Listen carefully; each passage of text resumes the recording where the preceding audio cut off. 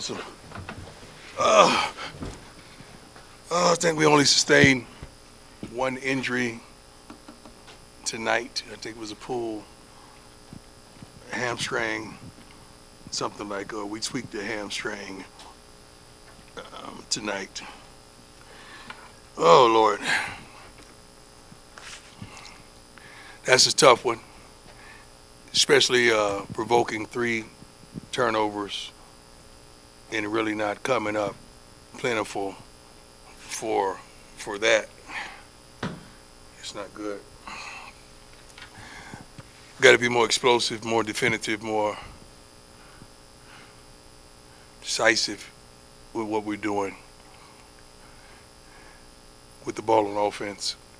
Defensively, we gave up 463 yards of total offense. They ran for 320 yards. You're not going to win with those statistics. We tried many things. We tried blitzing, trying to fill every gap, but we couldn't get the job done. They were much more physical than we were. They were much more aggressive at times. We made some plays where we should have capitalized off some of the plays we made, but that first half we didn't. And now we're playing catch up statically, and it's not like we were tricked, fooled, or anything. I think we had success running the ball at times as well, but we missed a few plays that we should have hit. I think you all saw that. But overall, man, you got to give them credit. They coached a heck of a game. They played a heck of a game. The quarterback started off horribly, but he picked it right back up and did his thing, man. So hats off to him. He led his team to a victory. I think our special teams, as I told you, would be special. I think they didn't get a kickoff return. Amada was Mata. We punted the ball well as well. So the special teams were special, but we got to do a better job offensively and defensively. And I will take the onus on that. We will do better next week. Let's go. Hi, Coach. Nikki Edwards, Yahoo Sports. You mentioned their quarterback, 156 yards on the ground. Yeah. What was so challenging about containing him and minimizing his dual threat ability? Opportunity. He had a tremendous amount of opportunities, and sooner or later, you keep going to the well, something's going to happen, and they were committed to running their quarterback and making it happen. They were truly committed to that. We had some tremendous stops as well, but they kept going and going and going. I mean, I think we were tired and exhausted, whatever, and we should be, much as we trained on that last run, because we just didn't look like we normally look the whole entire game defensively. Hey, Coach, good to see you. You mentioned at the top of your statement there about the 3 early turnovers and not being able to convert. Yeah. What do you think kind of led to the inability to convert on those turnovers offensively? Timing, personnel, what we're trying to do. We just got to do a better job. We got to do a better job of making it happen. We got to do a better job of making it happen. I'm not going to sit up here and, I'm not an excuse guy whatsoever, and I'm not going to say what I really want to say either.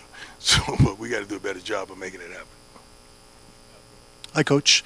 What was kind of your main takeaway from Caden Salter's performance tonight? Caden played well. A couple of times I think he should have ran, and he threw. I don't want him to prove to us that he could throw the ball. We know he could throw the ball. We wanted you because he's a dual threat, and we want him to be a dual threat. But I don't think we lost the game because of Caden Salter by any means. He put us in a situation to win. Jack, my man. How are you? How you doing, sir? Good. Just want to ask about the secondary. It seemed like besides DJ McKinney, you tried a bunch of different combinations. Yeah. A bunch of guys, it's still a competition everywhere. On the other corner, we did some things. A couple of things cost us a little bit with penalties as well. But I think going into next week is more definitive of what it's going to be, and it's going to take a good week of practice too. Some guys have been injured. That's why they went out there as well. Coach, you talked about this fall about the importance of physicality. Right. To see it not play out the way you want it, is it disappointing or is it small sample size? How do you look at that? It depends on what you're looking for. Like defensively, no. There's no way you can say you're physical and you got your butt kicked like that. But offensively, you probably would sit out there saying, "Why, dang, they should keep running the ball," right? Because you saw the physicality that we've been talking about offensively on that line. So I like some things that I saw. I didn't like some things that I saw, but first of all, after the loss, you focus on what's bad at first because it's still hurting, but then you kind of flip it and focus on what was good and try to build off that. Hey, Coach, looking at that last drive specifically, having 2 timeouts left, what was your thought process with, Coach Pat Shermer, and how do you guys, come up with your management for that situation? I think we got out of bounds a couple times, so we didn't have to take them. So that's what transpired. We got out of bounds, I think, on both sidelines. And that's what happened after the first. I think we got a good play, and we caught the ball, I think, for 9 yards. We got 1 yard to go. So if you get the first down, the clock stops. So it don't make sense to really use your timeout in that sense. So we were just really trying to preserve them till we certainly needed them. So, I mean, I don't want to go home with timeouts. They don't do me no good, but you got to be strategic as well. Just burning timeouts just to burn them, just so you guys won't say nothing, that don't make sense at all. But I think we got out of bounds a couple times, which preserved it for us. And we had incompletions. Hey, Coach, Adam Rittenberg with ESPN. Just wondering how you felt being out there after everything you went through Felt personally good. this summer. Felt good. I don't feel good right now, but I felt darn good during the game. I think we were playing a heck of a game, and we could have played a little better, but I felt darn good. The staff was doing a great job. I mean, you're 2 or 3 big plays. I mean, a first down, deep ball, we right there. We don't need pass interference. Another deep ball, we right there. We don't need the nonsense, and we allowed it to happen. And those are huge plays. Like, those plays come back to haunt you. But we're going to get that corrected, and we're going to fix it. Coach Liam Howard, Scobo Sports. One of the more impressive guys on defense was Martavis French today. What did you see out of him in his debut with this team? He played with passion. He played with fire. He made some plays. It's hard to applaud the defense when we gave up during the 500 yards, man. That's kind of tough. That's a great question. I tried my best to answer it as politely as I could. But it's hard to applaud the defense right now. Coach, it looked like in the first half, maybe there was, the operation-wise, things were taking a little while to get in. Obviously, you're on the headset, an observer. Did it feel like that to you as well? I'm not going to say that. We have so many different personnel groups. Just the smoothness of getting that in and out was, it wasn't a challenge, but, sometimes the guys are not hearing correctly or they're not seeing correctly the signals that's being brought forth. But we rehearsed all this stuff. We practiced all this. We should have been smoother. We'll clean that up for you. Secondly, you invested a lot in the offensive line this offseason. Clearly running the ball definitely better than last year. Yeah. How did you feel that way? Felt good. I think we should have capitalized on a few more and understand the backs that we have are pretty darn good backs. We got 3 guys back there, and Dowling isn't even playing right now that can do the job. And we ran well. I thought we had a lot more yards than we had, but that's quite wonderful considering years past. I think that's probably the highest we've had in a couple of years, huh? Yeah, well, God bless that. Coach, in the first half, it seemed like they were using some of the wide receivers in the running game as well. When you're already focusing in on a quarterback-running back duo in the backfield, how challenging is that when they're also kind of using the jet sweeps and getting some big gains in that? It's not challenging because we know it was coming. That's what they do, and they do it really, really well. So it wasn't it's not like it tricked us. We just got to do a better job in stopping what they were doing. They executed tremendously well. Hey, Coach, Brian Howell, Boulder Daily. Yes, sir. I have 2 quick questions for you. But first off, overall, I know you're not happy with the result, but did you see enough tonight that you're like, there's enough here to fix and we'll be fine going forward? Well, you always see that. I'm optimistic on everything. We're definitely going to be fine. I'm not concerned about that.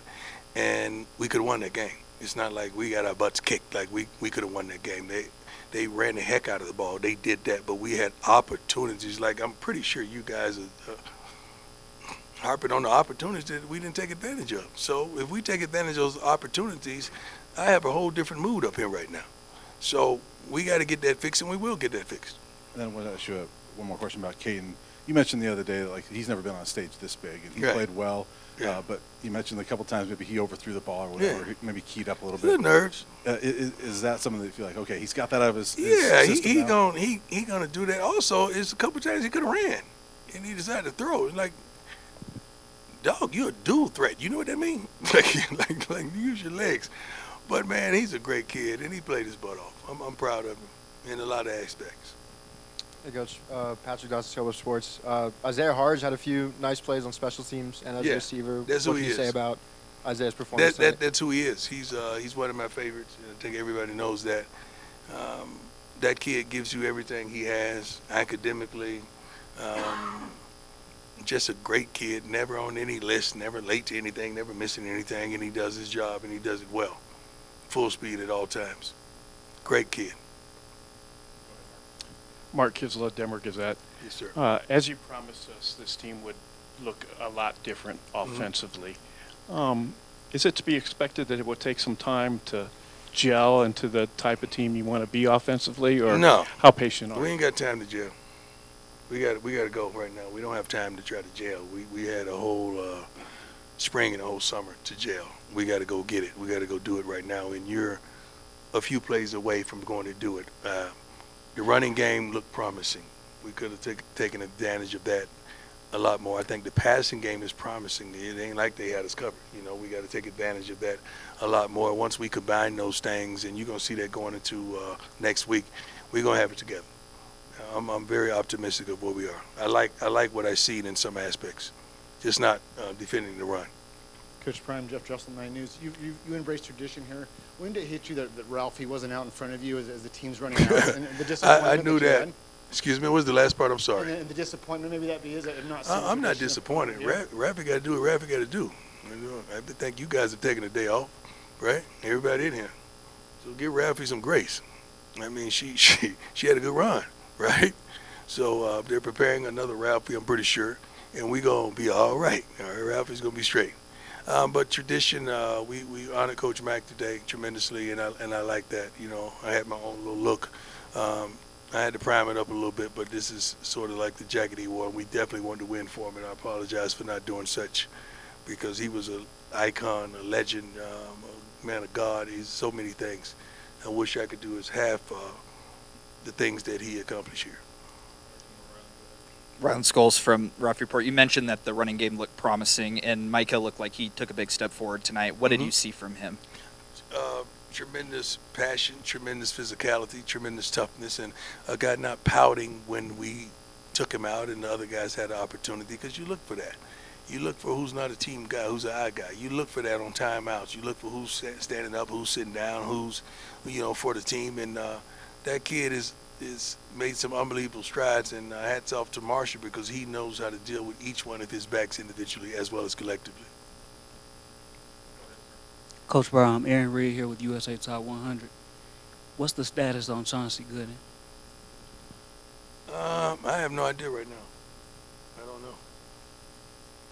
Coach Harry, Simeon Buffs and SI. It seemed that there may have not been that much incorporation of the wide receivers in the passing game tonight. Did you kind of wish that were more of the case, or did you think that was more of how the game went?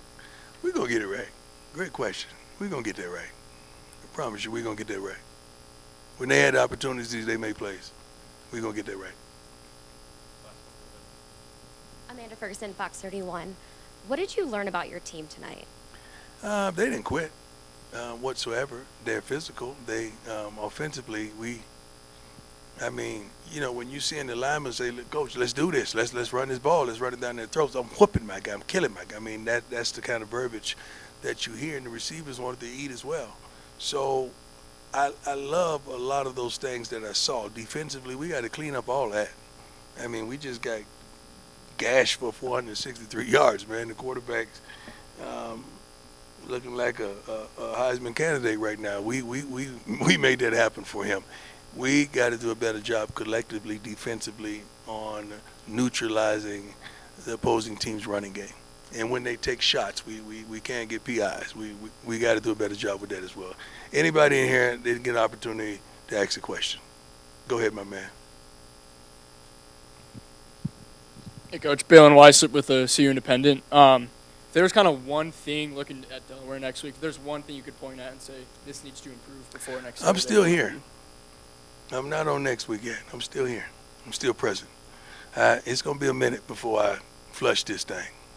So I got to really think about this because I fought me more than anybody else. And I got to really see how I can improve to make sure we're on the right path of success. So I'm not nearly ready to flush this thing.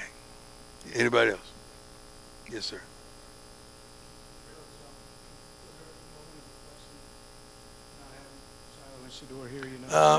Yeah. Harge came and grabbed me. He said, "Let's take the walk." And I was in tears taking the walk with Harge because he has that much love and that much compassion for me that he said, "Let's take this walk." And that was a wonderful moment, man. It's a moment that I would never forget, never, because it's not like I initiated. He came to me and said, "Let's go." And that's what this college football thing is about. It's about love. It's about peace, forgiveness, trials, tribulations. You know, it's a tremendous journey that we just want these kids to develop into men. And hopefully what transpired tonight will bring us closer together as a team, as well as challenge us to go to the next level and fix what was broken. We good, everybody? God bless.